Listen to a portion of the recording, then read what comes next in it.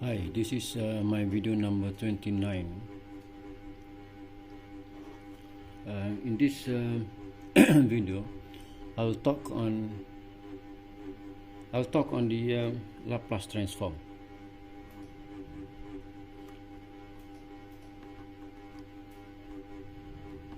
Laplace transform. Okay, so why Laplace transform? The reason is that we're going to use the Laplace transform in order to find the explicit solution of the convolution integral equation. Okay, so first we look at the Fourier transform.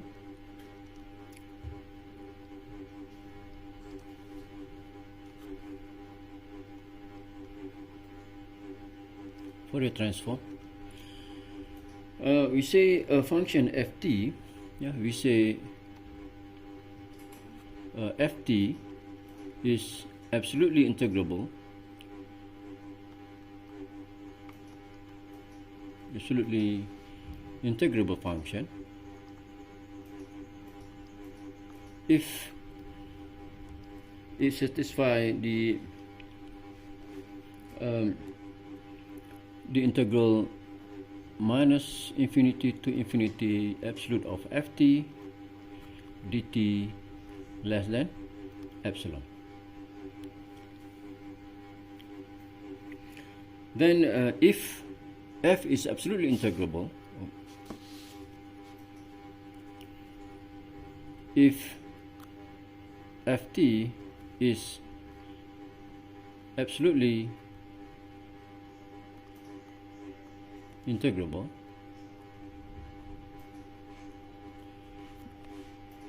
then we have the integral. We denote this as f omega as integrate minus infinity to infinity e minus I omega t ft dt. ft dt, yeah. If ft is absolutely integrable, so that's the condition for the ft, then that integral with omega is real is absolutely convergence. Yeah, is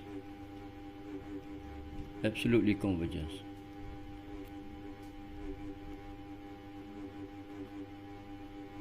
Convergence.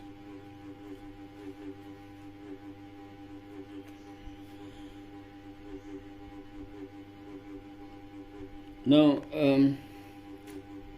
if you look at the integrand of this integral, yeah, the integrand of the integral. If you look at those integral, we take the absolute of those integrand and we integrate. So what we see that the integrate from minus infinity to infinity minus e minus I omega t ft dt, right?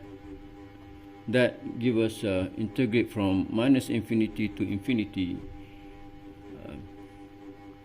e minus I omega t ft dt, and that less than or equal to integrate minus infinity to infinity, because this one is cos omega t plus or minus I sine omega t, so maximum value is between 1 0, maximum value is 1, so there's less than ft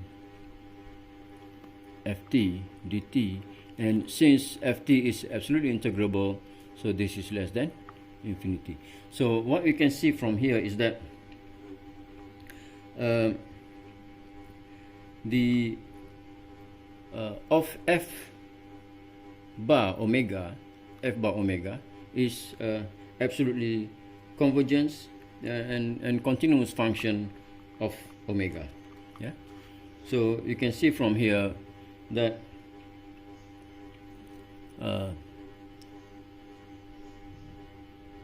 the f bar omega is a continuous function of omega, And this function, this integral here, so let me call this as a 1, this equation number 2, right? So equation 2 is called the Fourier transform, Fourier transform, Fourier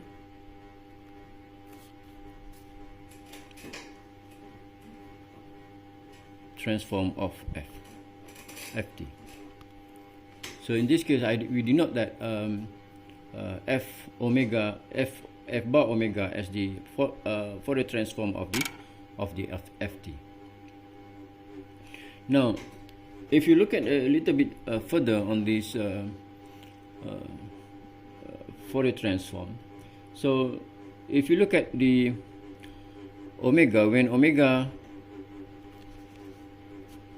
goes to infinity, so what will happen is that because we have e minus I omega t, and this is nothing more than cos omega t minus I sine omega t. Yeah, we look at from there, if omega is goes to infinity, the function, the periodic of the function becomes very close. Yeah, so that is isolate very rapidly. So you can see this. So it should look like this, very close, right? So basically, it's cancel out each other. So what happens? So when those goes to infinity, so we have e minus I omega t ft becomes highly oscillatory, we say oscillatory,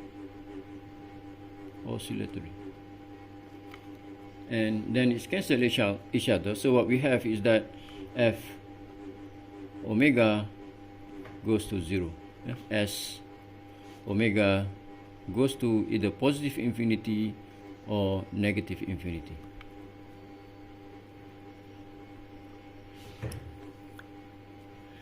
Okay.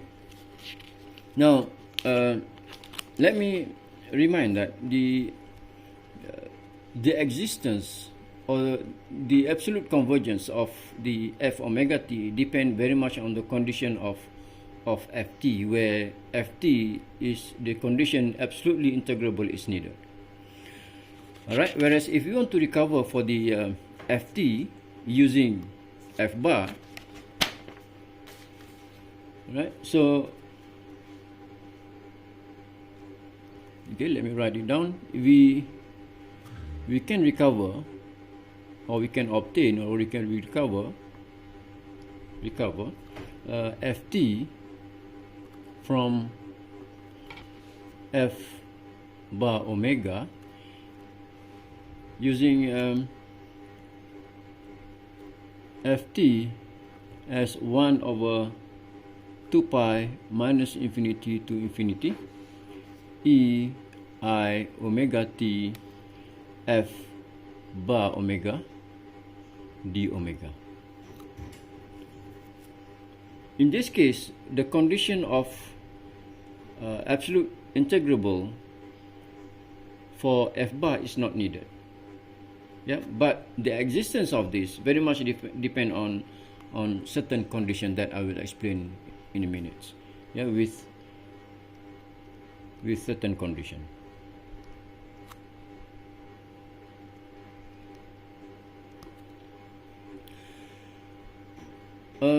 So we call this, let's call this is equation number 3. All right. So equation 3 is called the inverse Fourier transform.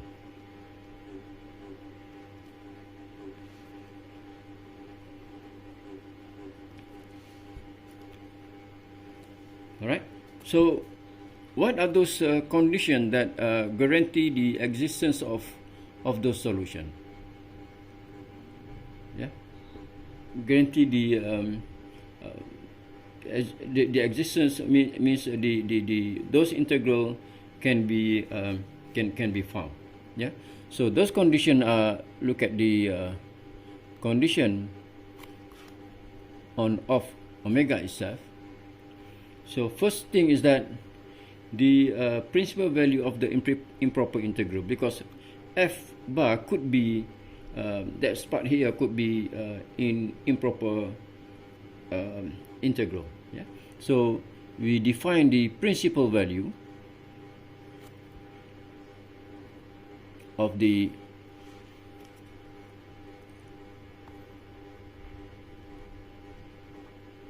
improper integral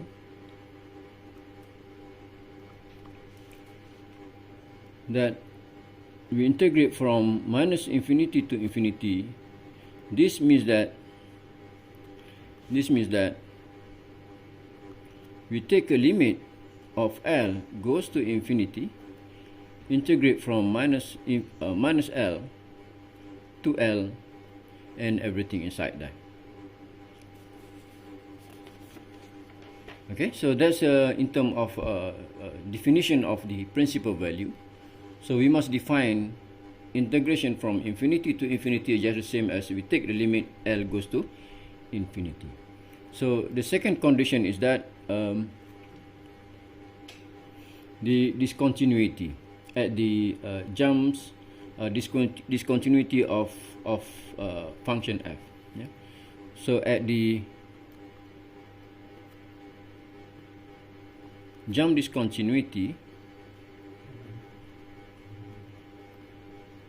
of f,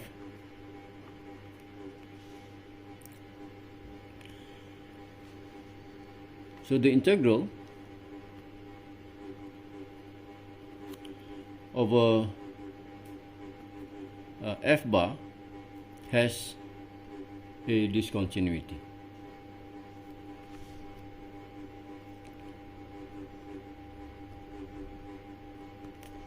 Alright, so which means the integral take the average value. Yeah? Which means the integral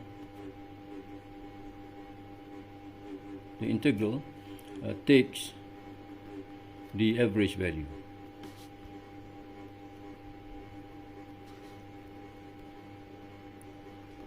Means that f of t is half of f t from positive minus f t from negative. So the average value for f. And the condition number 3,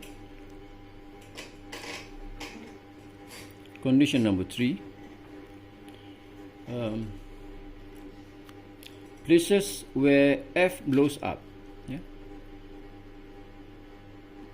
Places where f blows up. Yeah, blows up means the function itself becomes undefined. Yeah. So where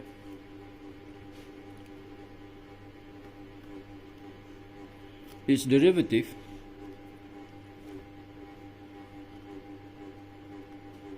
is not absolutely integrable.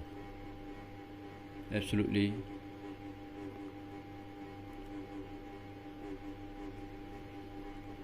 integrable. So we can find from f, we can find from f bar that if f is bounded in some interval t, in some interval I for each t in I, so as long as f is bounded, then we can find f from f bar. Alright, so example, if you look at let's consider this function here, ft 1 over t to the half, and the other one is we consider ft is equal to sine 1 over t. So if t is negative, no, I mean t is small number, then the function is absolutely integrable in this case. Yeah, the function is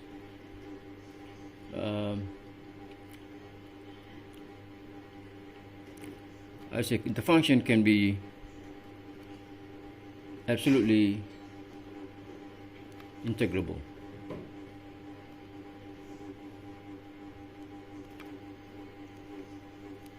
Alright, whereas for t is a big number, big T greater than 1, then ft goes to 0 much faster.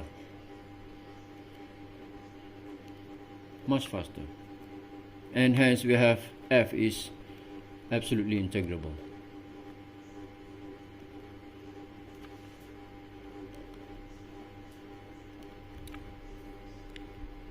Okay, so you can see from here that if those when t goes to infinity, means a big number here, then f is absolutely integrable. Okay, and then for t equal to 0, basically we claim nothing. We don't claim anything yet. Either the function inverse is exists or not. Yeah, for t0 we don't claim anything yet.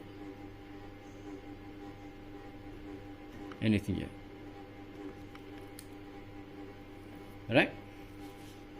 Now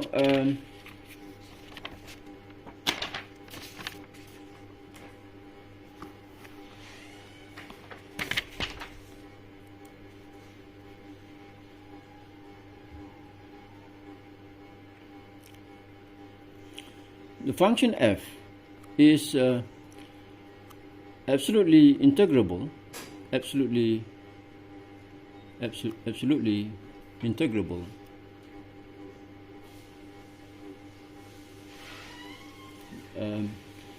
means that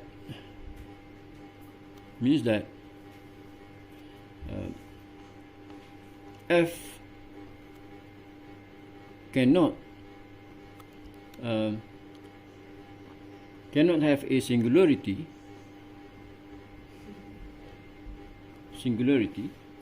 as bad as 1 over t at finite point.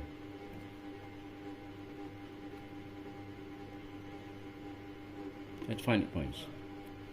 So for ft, let's say 1 over t to the p, where p is a small, c is small. For this is okay. Okay means f is absolutely integrable. But for t goes to infinity,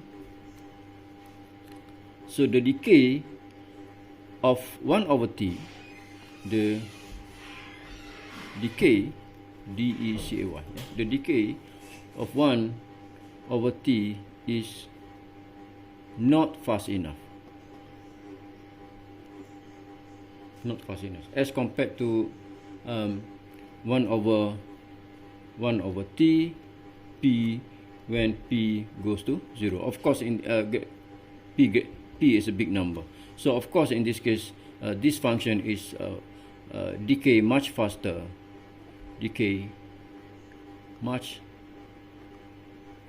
than 1 over t. And for f equal to 1, example f equal to 1, this does not have the Fourier transform under the present rule. Yeah? This function does not have a Fourier transform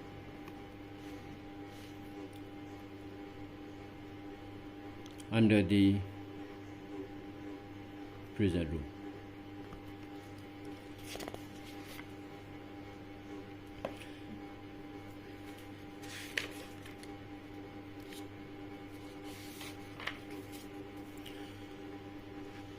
All right, so if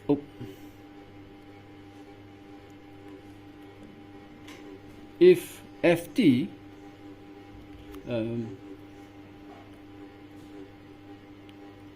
goes down fast enough as t goes to minus infinity,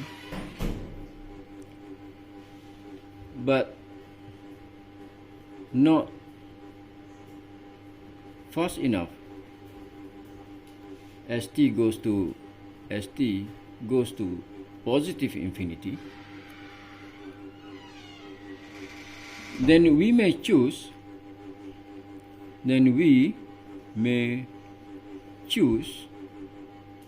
some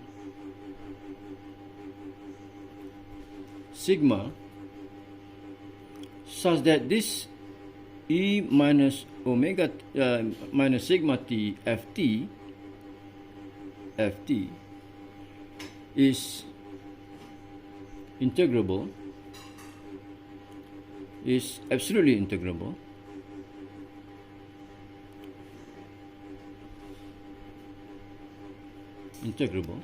even if f is not. Yeah?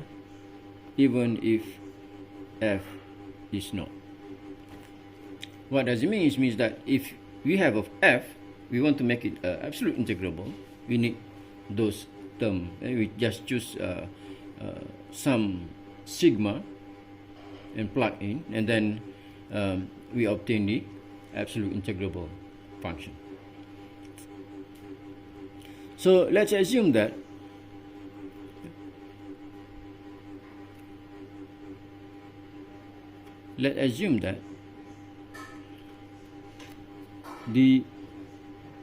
those e minus sigma t ft dt as absolutely integrable, which is less than infinity. Then we write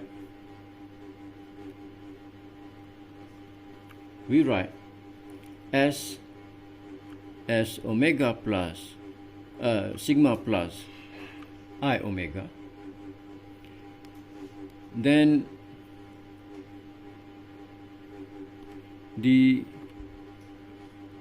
Fourier transform of e minus sigma t ft is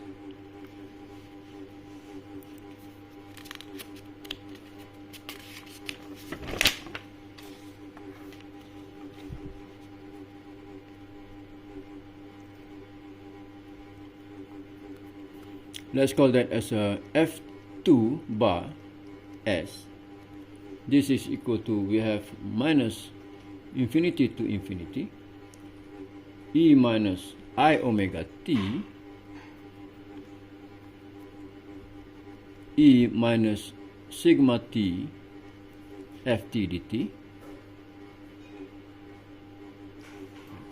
So this of course you can simplify, that give you minus infinity to infinity e minus sigma plus I omega t ft dt.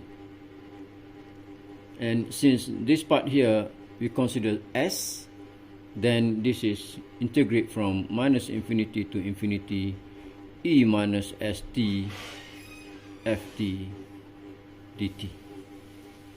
So we call this as a two-sided Laplace transform of f.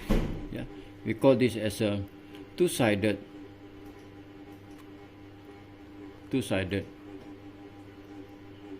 Laplace transform of f.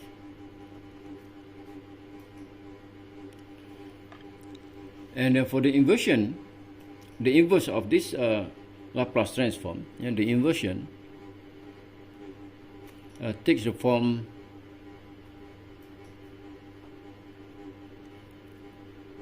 e minus sigma t ft. This is equal to 1 over 2 pi integrate minus infinity to infinity, we have ei omega t f 2s d omega.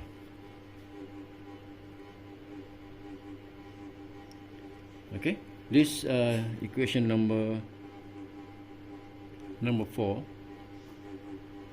That's equation number 4. Now, if you multiply both sides of equation 4, you multiply both sides of 4 with E sigma t and make S as the integrable variable, integral variable,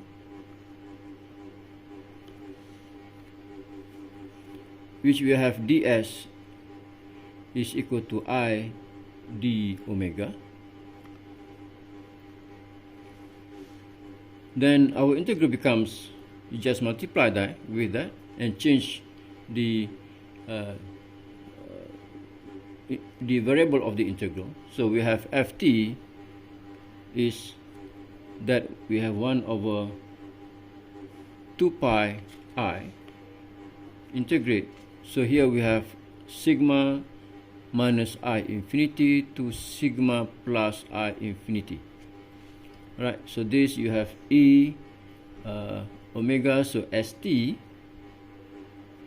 f2s bar ds.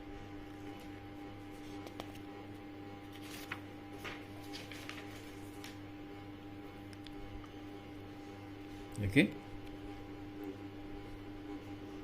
so that's we have the inversion of the non-absolute integrable function f. We can multiply with, we can add those sigma, epsilon negative sigma t, just choose some sigma, and then we can make those integral becomes defined. Now we look at the one-sided Laplace transform.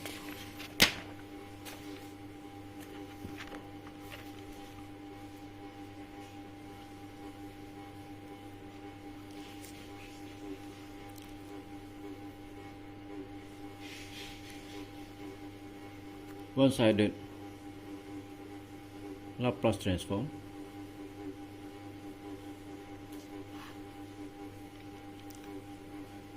Suppose that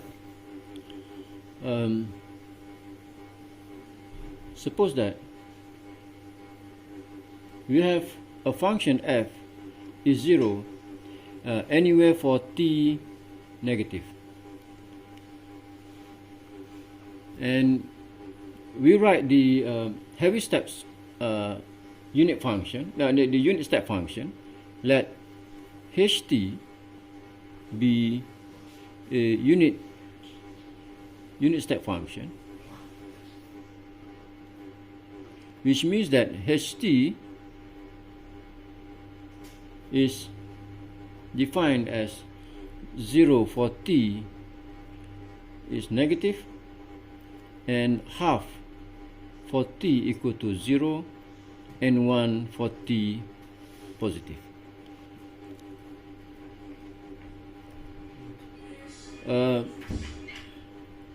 Unit step function, and then we can write ft as h of t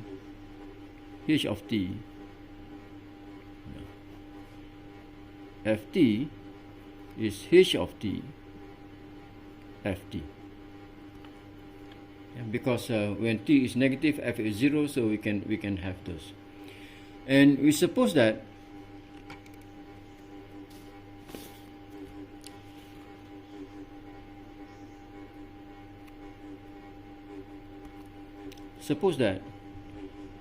E minus sigma t h t f t is absolutely integrable, is absolutely integrable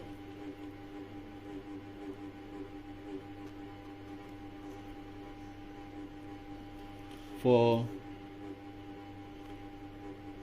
big sigma. So what we have is that we integrate from minus infinity to infinity e minus sigma t ht ft dt.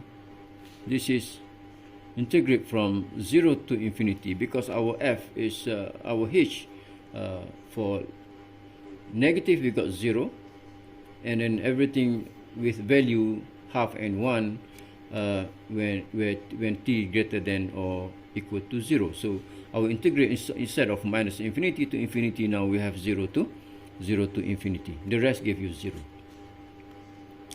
So we have e minus t ft dt. This is less than infinity, which means is that function is absolutely integrable.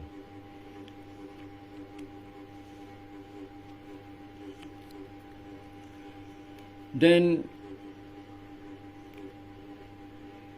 the hf has a Laplace transform. Basically, it's from minus infinity to infinity. So we have a two-sided Laplace transform.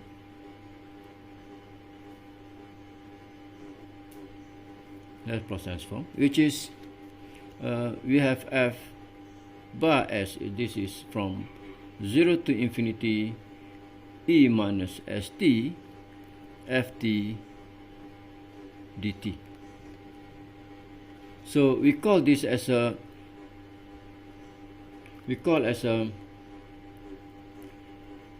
one-sided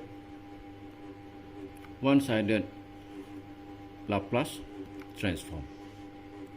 Yeah, it's two-sided actually, from minus to infinity, but because of the definition of h itself, or the function f itself is 0 for t negative, so what left is only one-sided of value of t, which is 0 to infinity. So we call that as a one-sided Laplace transform. And the inversion of this transform, the inversion take the form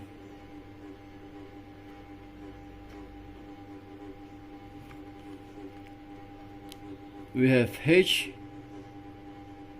t ft from here, because this is ft h ft, and since we evaluate from 0 to infinity, so I can just write instead of h ft just ft.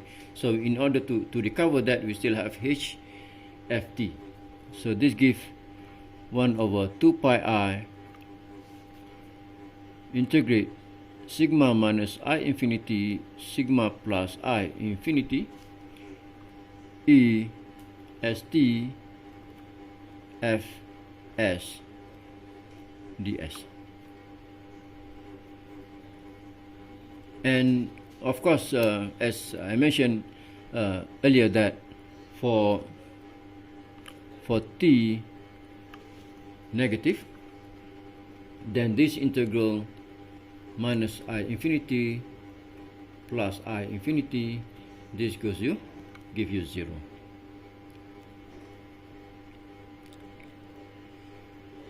Okay.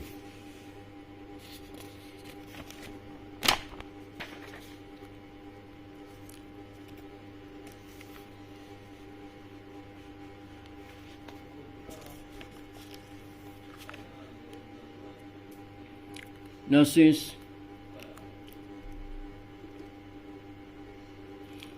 HF is average by definition,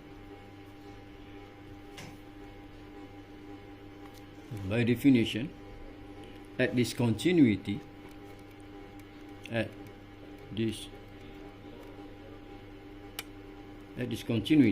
say at t equal to 0, so what we have, those sigma minus I infinity sigma plus I infinity f s ds, this just give us pi I f 0 positive.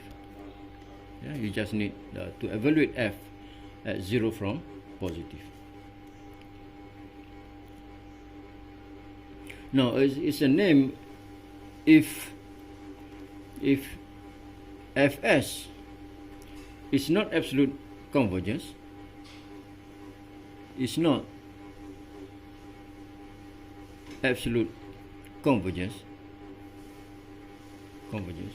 then we call those integral, instead of Laplace transform, we call it as a Laplace integral.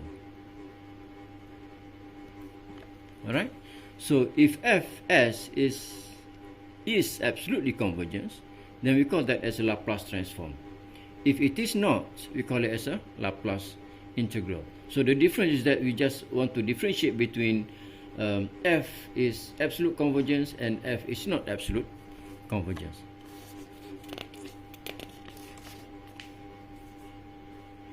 Now we look at a bit on the analyticity of function f.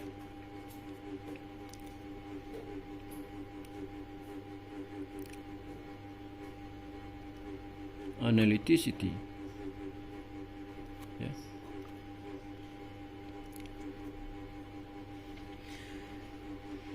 Now if ft is 0 for all t outside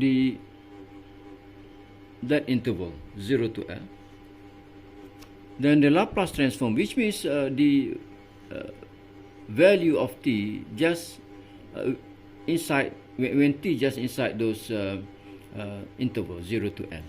Yeah? So the Laplace transform takes the form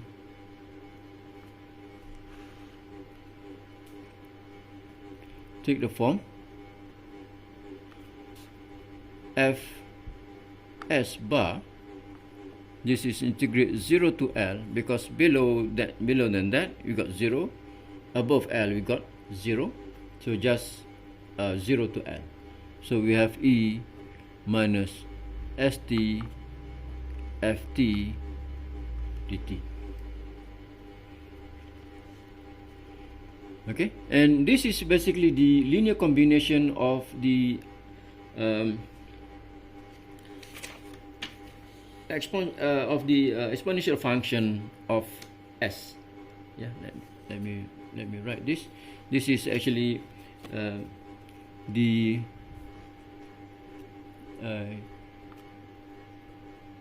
this is a linear combination,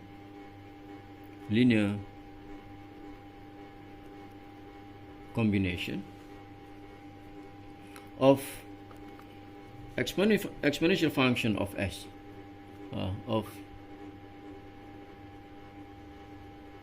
exponential function of s, which is e minus st, where the parameter t, in this case t, between 0 and L. And for each of those functions, yeah, it's a linear combination. For each of those exponential is the analytic function of s with no singularity for any finite value of s. Yeah, of course. If you look at this, because we only consider 0 to L, so this function basically analytic for the entire value of s. Yeah, it is analytic. It is analytic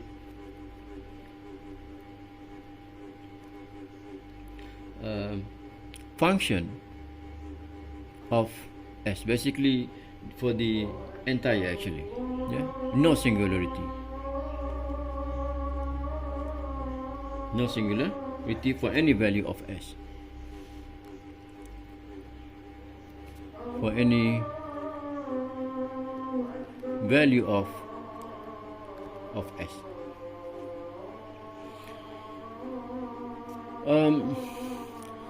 So the same is true for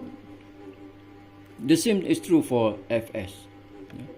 Of course, when F is those function is analytic, so which means F bar is also analytic. So I write here the same is true for Fs. So the integral converge for any value of S. The integral converge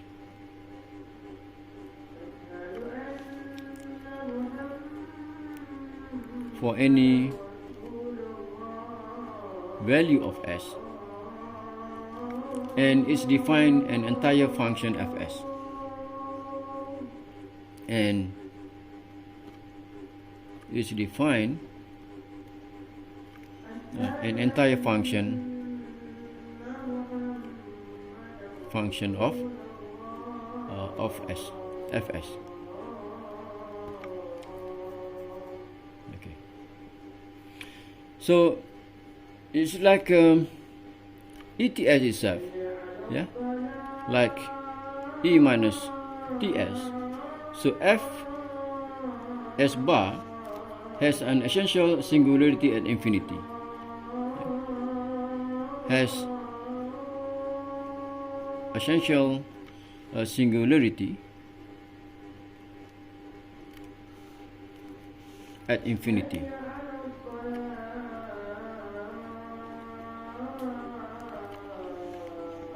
Now, for example, if you look at so what we mean by this, for example, if you look at the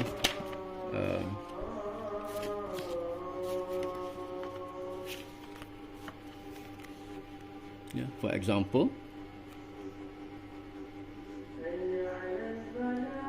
if we consider F is equal to 1, then the integral 0 to L E minus ST a function is 1, so that's T.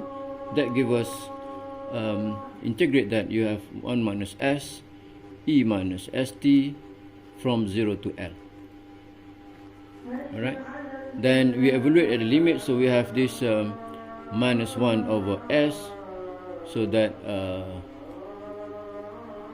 we have minus 1 minus E minus L LS. Okay, so when the integrate, so you can see here when S is 0, this blow up, and when S goes big enough, that so we only have 1 over S. Okay, so when the integration interval is infinite, when the integration interval is infinite,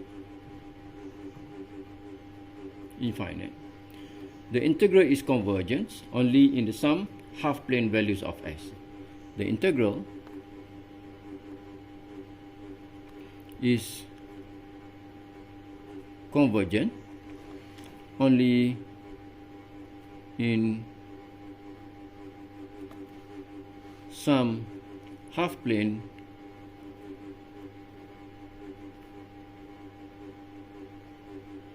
values of S. Again, for example, if you compute the transform of F, example again.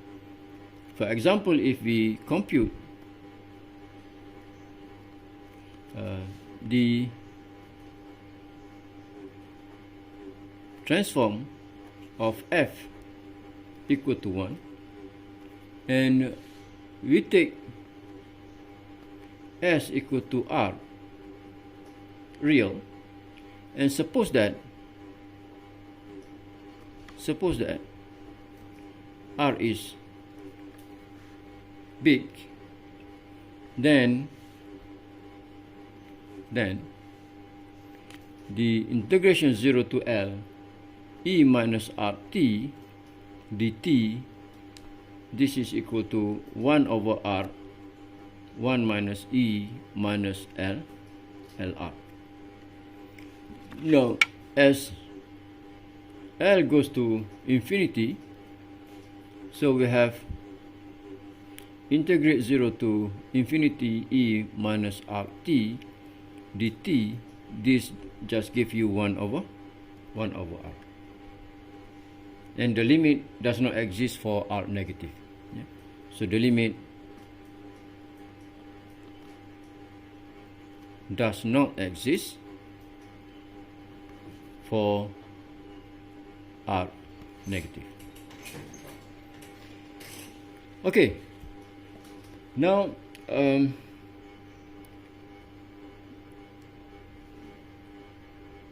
having analyzed a little bit on the Laplace transform, the inverse of Laplace transform, we have a two-sided Laplace transform and one-sided Laplace transform, and also we discussed a little bit on the analyticity of the transform itself. I think I stop here for this video, yeah, for this lecture. Alright, so I think I stop here. We consider that as my short conclusion, and thank you. See you in the next video. Bye bye.